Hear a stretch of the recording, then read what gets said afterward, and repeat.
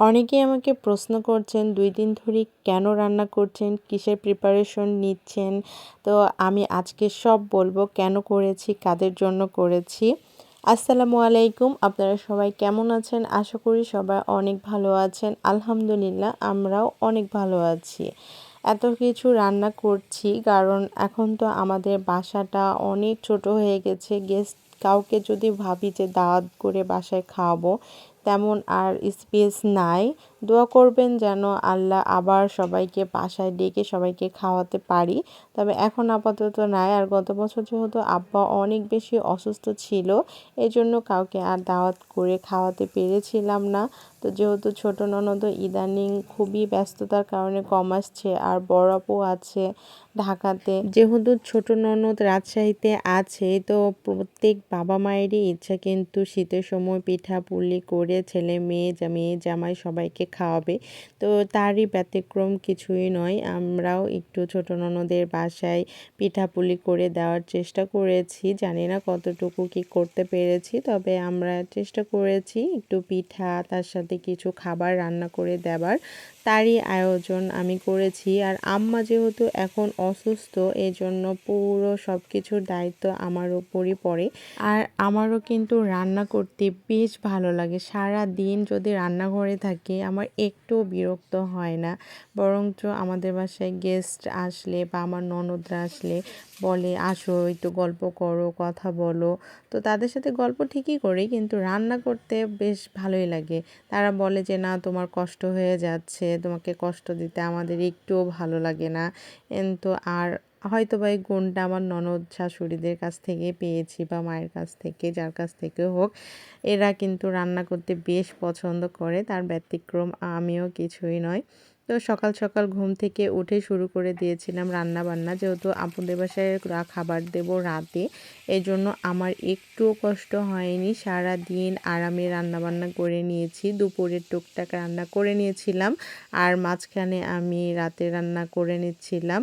আর এই যে আমি রোস্ট রান্না করব। রোস্ট রান্না করার জন্য আমি মুরগিগুলো প্রথমেই লবণ দিয়ে মাখিয়ে নিয়েছিলাম, নিয়ে ভাজতে দিয়ে দিয়েছি। যেহেতু অনেক রান্নাবান্না, এই জন্য আমি 2টা চুলাইতে যখন যেটা যেভাবে পেরেছি আমি রান্না করে নিয়েছি। তো রোস্টটা ভাজতে দিয়ে দিয়েছি, দিয়ে আমি এখানে তার প্রিপারেশন করে নিচ্ছিলাম। আমি গুঁড়া দুধ দিয়ে কিন্তু রোস্ট রান্না করলে রোস্টটা খুবই মজার হয়। এই জন্য গুঁড়া দুধটা, গরম দুধ দিয়ে আমি একটু লিকুইড করে নিয়েছি। আর এদিকে একটা মশলার পেস্ট তৈরি করে নিচ্ছিলাম। সেটা হচ্ছে আদা রসুন বাটা, টক দই, মরিচের গুঁড়া, কাঠবাদাম এবং কাঁচামরিচ দিয়ে বাটা। আর দিয়ে দিয়েছি সেখানে জিরা ধনিয়ার গুঁড়া, মরিচের গুঁড়া। আর দিয়েছি রেডিমেড রোস্ট মশলা, দিয়েছি সস, টমেটো সস দিয়ে আমি সুন্দর একটা পেস্ট তৈরি করে নিয়েছি। এভাবে কিন্তু সব মশলাগুলো পেস্ট করে রোস্ট রান্না করলে কিন্তু রোস্টের কিন্তু মশলাটা কষানো বা মশলার কম্বিনেশনটা কিন্তু মেন, করলে কিন্তু খুবই মজার হয়। আপনারাও ট্রাই করবেন। আর অলরেডি মশলা পেস্ট করতে করতে আমি এইদিকে চড়িয়ে দিয়েছিলাম প্রথমে একটু ঘি এবং রান্নার রেগুলার তেল দিয়ে দিয়েছি।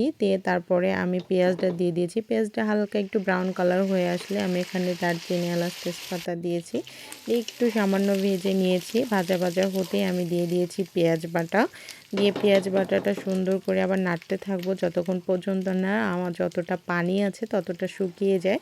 আর পানিটা যখন শুকিয়ে যাবে, আমি যে মশলার পেস্টটা তৈরি করে রেখেছি সেই মশলার পেস্টটা আমি দিয়ে দিলাম। মশলাটা কষানো কিন্তু রোস্টের মেন স্বাদের ওপর ডিপেন্ড করে। মশলাটা একটু সময় নিয়ে কিন্তু কষাতে হয়, যতক্ষণ পর্যন্ত না একদম শুকনো শুকনো হয়ে তেলটা ওপরে উঠে আসে, ততক্ষণ পর্যন্ত আমি মশলা কষাতে থাকবো। আর লবণ দিয়ে দিলাম পরিমাণ মতো।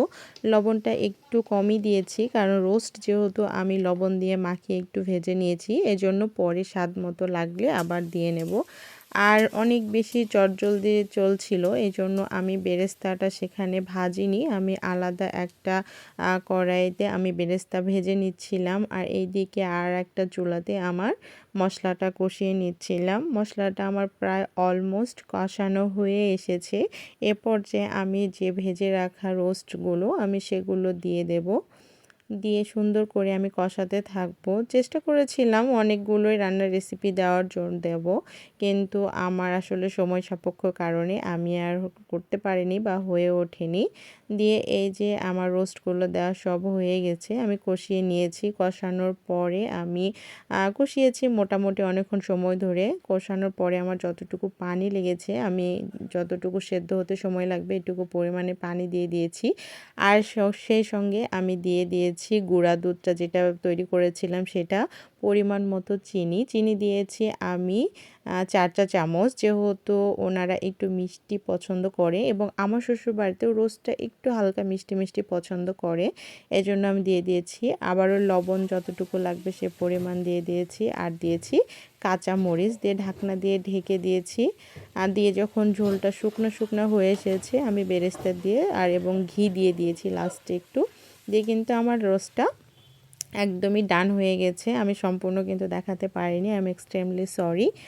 আর এইদিকে আমি একটা সবজি রান্না করছি। সবজিটা এত বেশি আমার কাছে মজার লেগেছে। সবজিটা 2-3 রকমের সবজি দিয়েছিলাম, সাথে ছিল চিংড়ি মাছ আর ছিল মুরগির মাংস ছোট ছোট করে টুকরো করে কাটা, এবং দিয়েছিলাম ডিম ছোট ছোট টুকরো করে নিয়েছিলাম ভেজে, এবং সস টমেটো সব কিছু দিয়ে আমার মানে এত বেশি মজা লেগেছে সবচাইতে সবজিটা। আর নেক্সট ডে ইনশাআল্লাহ আমি আবার করব বাসায়।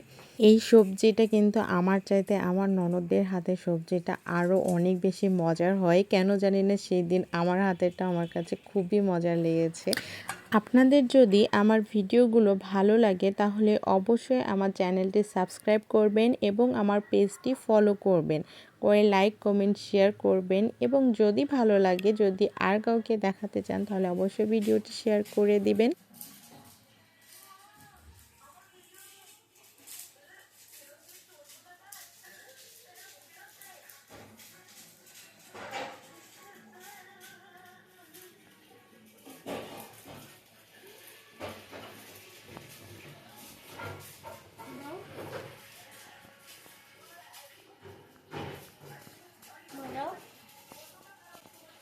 Hello.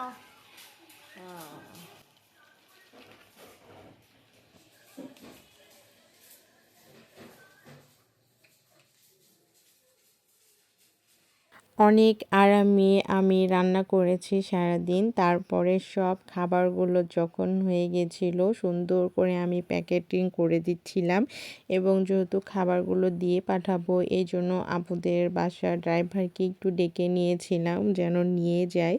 তো ড্রাইভারের সঙ্গে সঙ্গে আমার ননদের ছেলেও এসেছিল এবং আরও 2 জন এসেছিল, ননদের ছোট্ট ছোট্ট 2টা হেল্পিং হ্যান্ড বা মেয়ে বলে আপু ওদেরকে।